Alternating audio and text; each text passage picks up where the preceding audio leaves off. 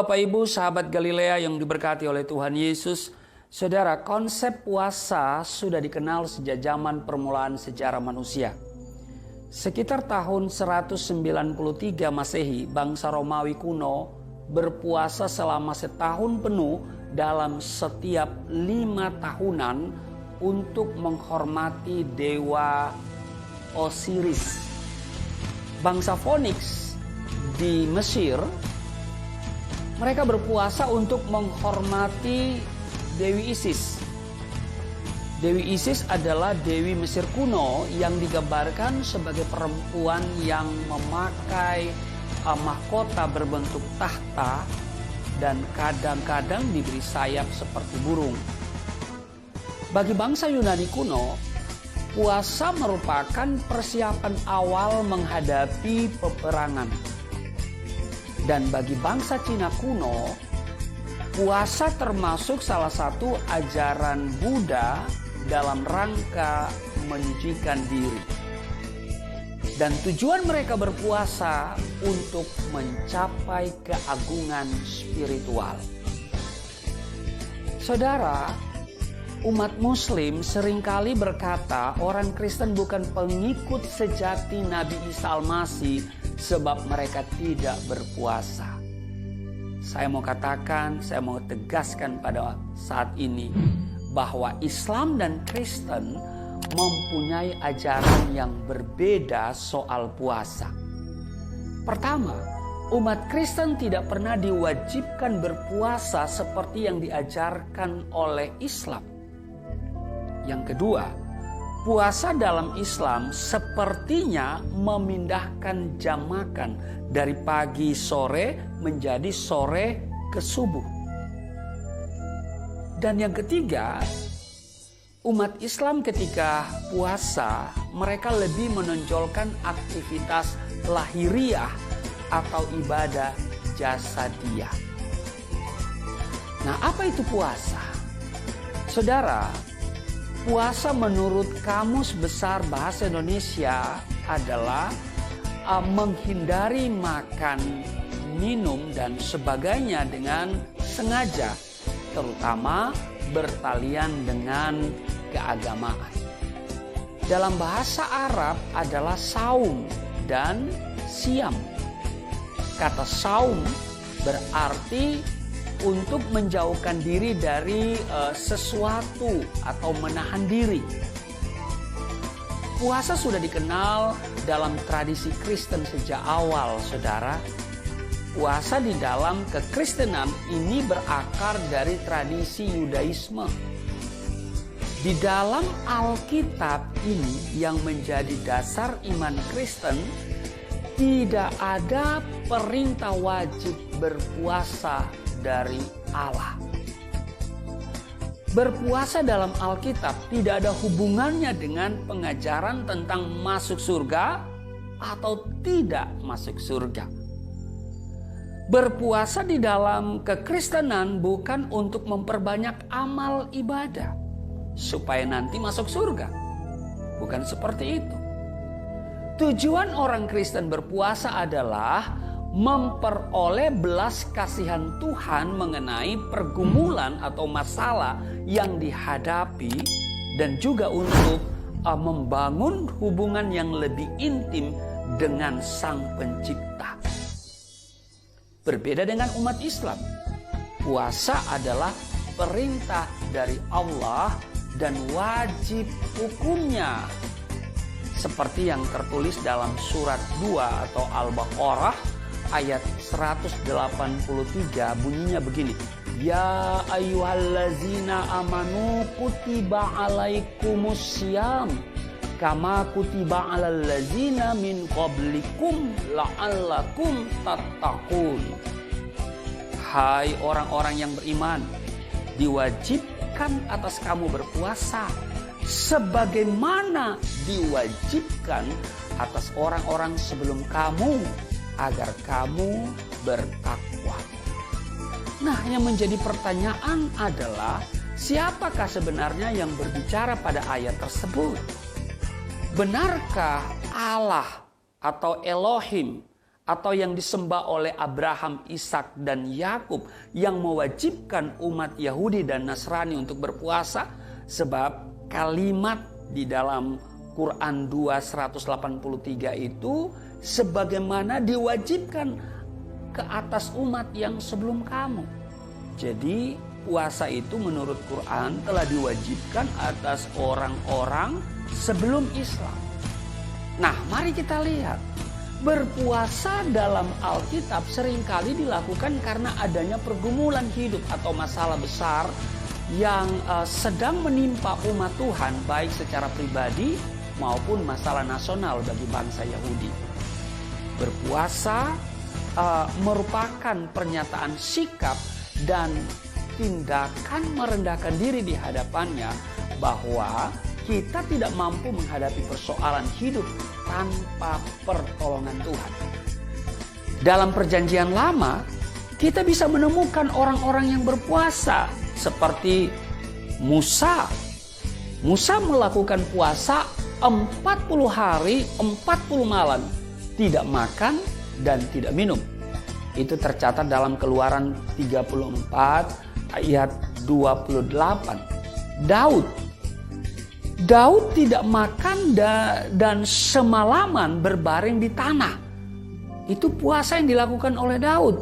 Saudara bisa lihat di 2 Samuel pasal 12 ayat 16. Elia juga berpuasa 40 hari 40 malam. Tercatat di 1 Raja-Raja 19 ayatnya yang ke-8. Esther yang memaklumkan puasa 3 hari 3 malam tidak makan dan tidak minum.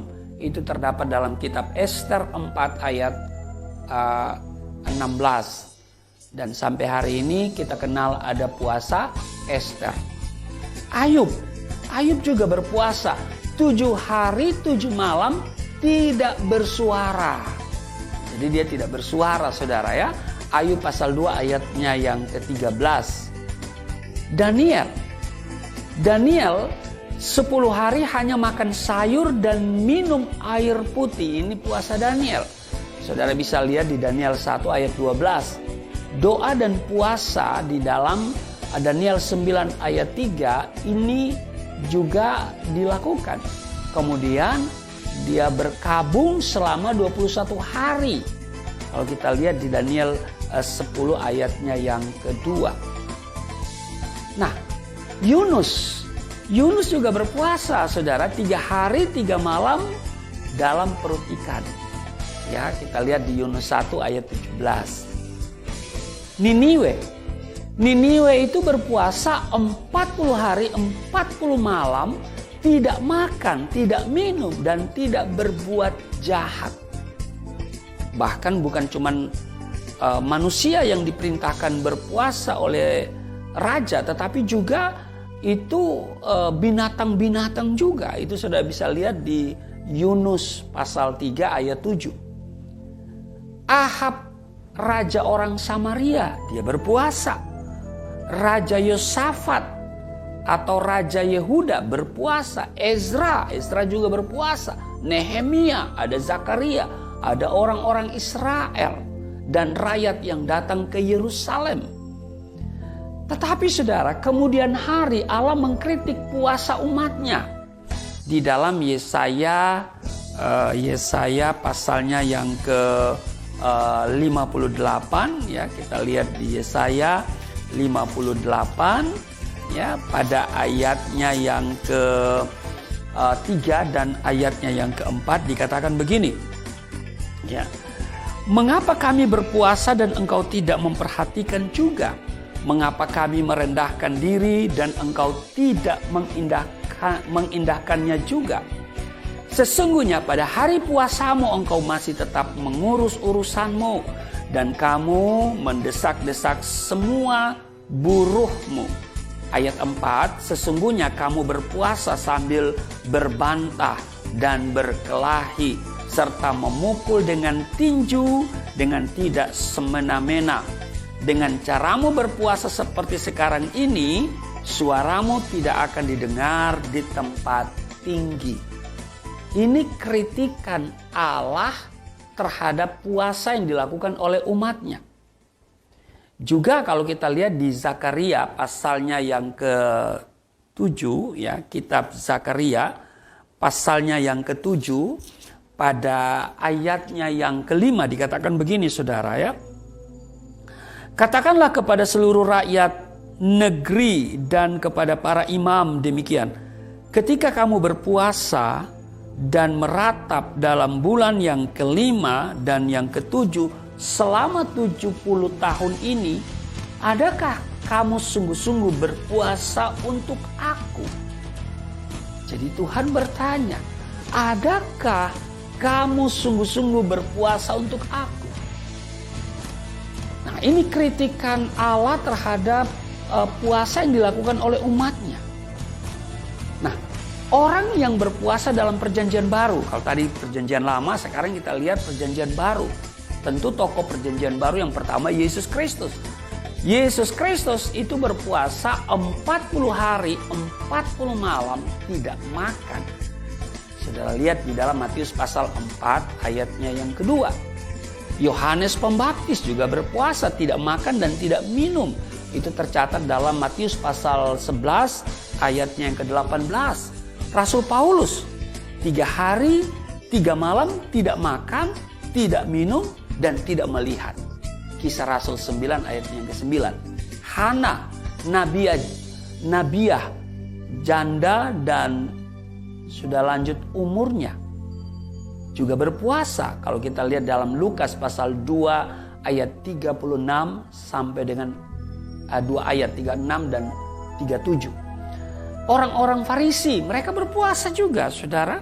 Markus 2 ayat 18. Jemaat mula-mula juga mereka berpuasa di Kisah Rasul 13 ayat 2 dan 3. Nah, kalau begitu, apa tujuan berpuasa? Tujuan berpuasa yang pertama, merendahkan diri. Ya, itu yang pertama, saudara. Jadi merendahkan diri, kalau saudara baca di Imamat, misalnya di Yoel, itu seruan untuk bertobat. Jadi puasa menjadi semacam ketentuan, ya, ketentuan, ya. Jadi itu tradisi yang dilakukan. Yang kedua, tujuan berpuasa membangkitkan semangat doa. Lalu kemudian menguduskan diri, lalu mengubah pikiran Allah. Kalau kita lihat Yunus pasal 3 ayat 5 dan ayat 7 juga ayat yang ke-10. Ketika orang Niniwe mendengar Tuhan akan memusnahkan kota dalam 40 hari, ya, raja mengumumkan puasa termasuk binatang dan juga Tuhan, ya, setelah mereka melakukan puasa itu Tuhan merubah keputusannya, ya, sehingga orang-orang Niniwe itu diselamatkan. Jadi untuk mengubah pikiran Allah. Kemudian tujuan puasa yang berikutnya adalah apa? Membebaskan tawanan.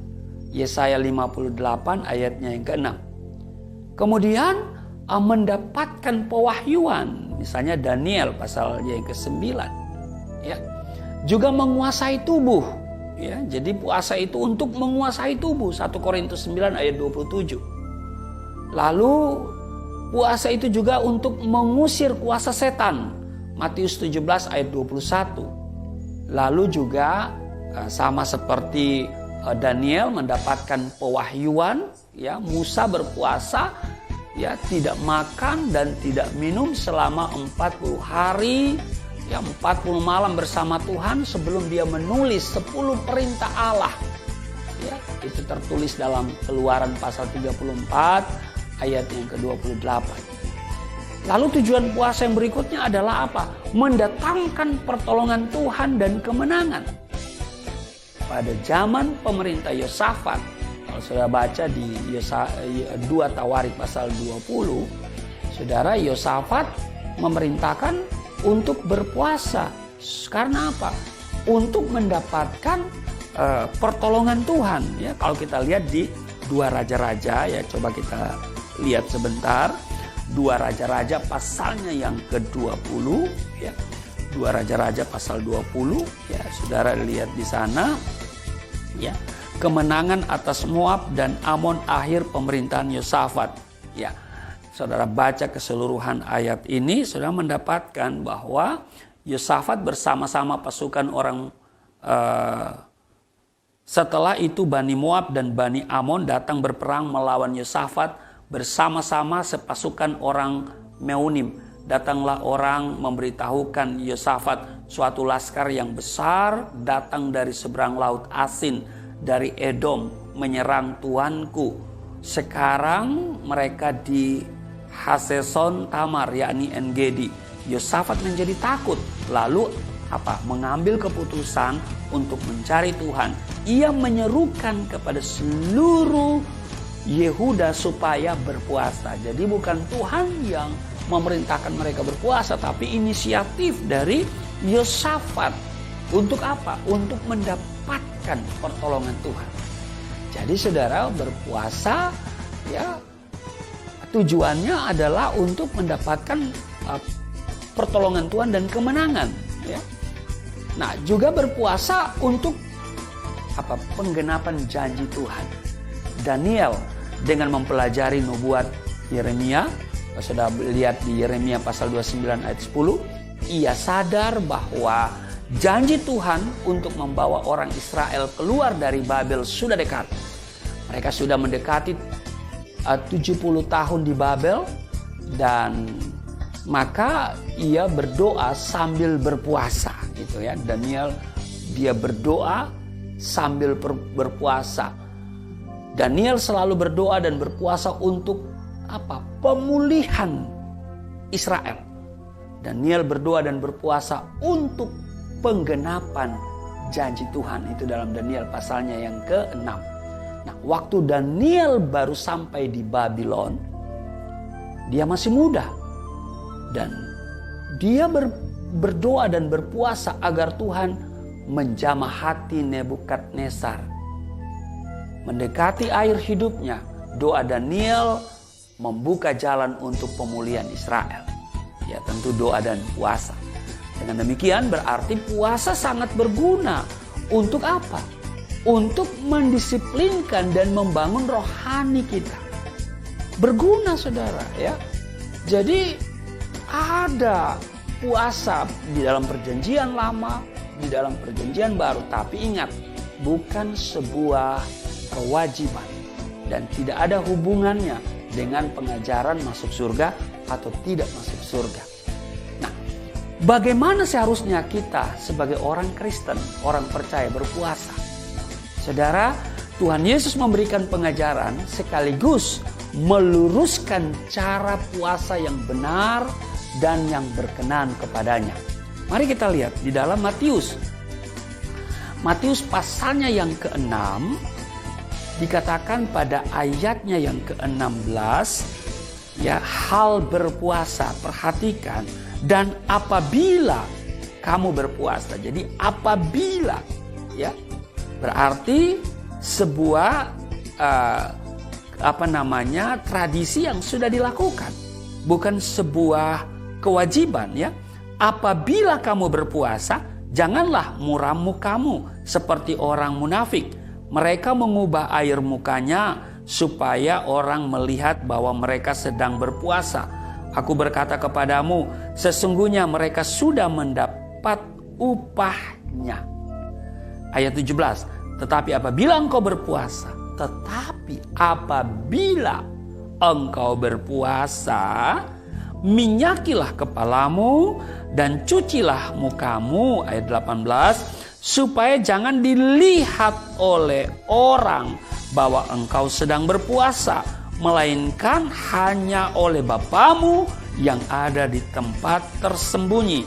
Maka Bapamu yang melihat yang tersembunyi akan membalasnya kepadamu. Jadi saudara yang kekasih, ya, ada 2 poin penting apabila saudara berpuasa. Yang pertama, ya, tidak seperti orang munafik yang suka mengubah air mukanya supaya diketahui orang bahwa dia sedang berpuasa. Yang kedua, tidak perlu diberitahu kepada orang lain jika saudara sedang melakukan puasa, apalagi menghimbau orang lain untuk menghormati engkau yang sedang berpuasa. Jadi ini dua hal, ya, ini dua hal penting bagi puasa orang Kristen, ya. Jadi tidak seperti orang munafik dan tidak perlu diberitahu, apalagi menghimbau orang supaya menghormati engkau yang sedang berpuasa. Jika kedua poin tersebut belum saudara lakukan di saat berpuasa, maka sudah pasti puasamu hanya ritual agamawi. Catatan penting dari saya, pertama, berpuasa dalam Alkitab tidak ada hubungannya dengan pengajaran tentang masuk surga atau tidak masuk surga, dapat pahala atau tidak. Sebab kita masuk surga bukan karena pahala, bukan karena amal perbuatan baikmu, tetapi karena rahmat Allah, karena kasih karunia. Amin. Yang kedua, berpuasa dalam Alkitab seringkali dilakukan karena adanya pergumulan hidup atau masalah besar yang sedang menimpa umat Tuhan, baik secara pribadi maupun nasional. Ya, tentu kalau kita lihat bagaimana bangsa Yahudi. Dan yang ketiga, ini catatan yang ketiga, berpuasa merupakan pernyataan sikap dan tindakan merendahkan diri di hadapan Tuhan, bahwa kita tidak mampu menghadapi persoalan hidup tanpa pertolongan Tuhan. Ini 3 catatan penting dari saya. Karena itu saya mau katakan marhaban ya Ramadan. Selamat menunaikan ibadah puasa bagi saudara-saudara muslim. Harapan saya, kita sebagai orang percaya, mari kita hormati mereka yang berpuasa. Dan bagi saudara yang orang percaya, orang Kristen, umat Kristiani yang mau berpuasa, silakan berpuasa. Dan ini pesan saya, mari kita hormati mereka yang tidak berpuasa. Marhaban ya Ramadan. Tuhan Yesus memberkati. Mari kita berdoa. Terima kasih Tuhan, kami diajarkan untuk berpuasa bukan sebagai sebuah kewajiban untuk mendapatkan pahala lalu masuk surga atau tidak masuk surga. Tetapi puasa dalam perspektif iman Kristen tidak ada hubungannya dengan pengajaran tentang masuk surga atau tidak masuk surga, dapat pahala atau tidak dapat pahala. Berpuasa dalam Alkitab dilakukan karena adanya pergumulan hidup atau masalah besar yang sedang menimpa umat Tuhan, baik secara pribadi maupun nasional. Berpuasa merupakan pernyataan sikap dan tindakan merendahkan diri di hadapan-Mu, dan juga untuk mendisiplinkan rohani, membangun keintiman dengan Engkau. Karena itu kalau kami berpuasa, biarlah kami berpuasa supaya orang lain tidak tahu kami berpuasa. Dan puasa di dalam iman Kristen tidak ada hari tertentu, bulan tertentu, dan juga tidak ada aturan baku kapan berpuasa, jam berapa harus buka puasa. Karena kami sudah diselamatkan oleh kematian dan kebangkitan Kristus, maka kami bersyukur, berterima kasih, bersuka cita, karena ketentuan-ketentuan itu tidak lagi menjadi sebuah kewajiban bagi kami. Terpujilah Engkau, berkati kami semua, di dalam nama Tuhan Yesus. Haleluya. Amin.